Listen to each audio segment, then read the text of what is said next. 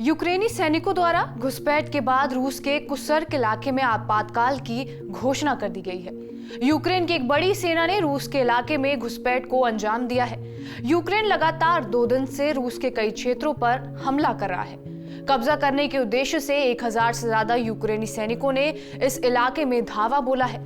हालांकि रूस भी जवाबी कार्रवाई कर रहा है। रूसी सेना का दावा यह है कि उसने पहले ही 100 लोगों को मार डाला और 215 बाकी लोगों को घायल कर दिया है। इसके बावजूद भी यूक्रेन लगातार अंदर घुसता चला आ रहा है। यूक्रेन ने रूस के अंदर युद्ध छेड़ दिया है। यूक्रेन और रूसी सेनाएं रूस के इस इलाके में लड़ रही हैं और कुर्स्क क्षेत्र में अग्रिम मोर्चे पर तैनात एक यूक्रेनी कमांडर ने एक ब्रिटिश अखबार को बताया कि सेना ने सुदजा शहर पर कब्जा कर लिया है। इसके बाद यूक्रेनी और यूक्रेन समर्थक सैनिक कुर्स्क इलाके को अपना निशाना बना रहे हैं। ऐसे में रूस ने अलर्ट जारी करते हुए इस इलाके में आपातकाल की घोषणा कर दी है।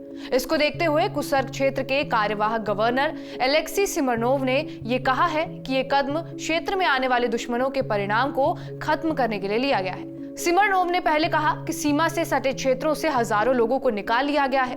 राष्ट्रपति व्लादिमीर पुतिन ने यह कहा है कि यूक्रेन के कुर्स्क पर अंधाधुंध हमले किए हैं। उन्होंने कहा कि सेना नागरिकों पर लगातार गोलीबारी कर रही है। पुतिन ने यूक्रेन पर उकसावे वाली कार्रवाई करने का आरोप लगाते हुए कहा है कि मंगलवार की सुबह सीमा से 10 किलोमीटर दूर सुदजा शहर के पास सैकड़ों यूक्रेनी सैनिक सीमा पार कर रूस में घुस गए हैं। उनको 11 टैंकों और 20 से ज्यादा बख्तरबंद लड़ाकू वाहनों के साथ देखा गया है। सुदजा के आसपास के इलाके में स्थिति लगातार बिगड़ती जा रही है और सूत्रों के मुताबिक यूक्रेनी सेना शहर की ओर बढ़ रही है। यूक्रेन और रूसी सेनाएं रूस के कुर्स्क प्रांत में लड़ रही हैं और इस इलाके में एक यूक्रेनी कमांडर ने एक शहर पर कब्जा करने का दावा किया है। वहीं रूस ने सिर्फ हमले की पुष्टि की है और ये कहा है कि नागरिक मारे गए हैं, लेकिन रूस ने शहर पर कब्जा करने के बारे में कुछ नहीं कहा है।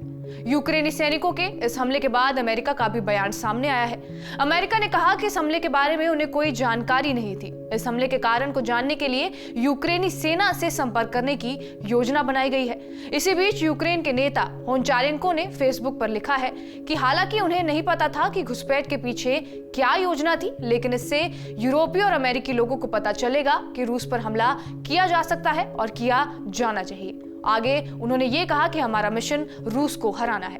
बहरहाल आपका इस खबर पर क्या कुछ कहना है, हमें कमेंट बॉक्स में जरूर बताएं। बाकी देश और दुनिया की तमाम बड़ी खबरों के लिए बने रहे हमारे साथ TV9 डिजिटल पर।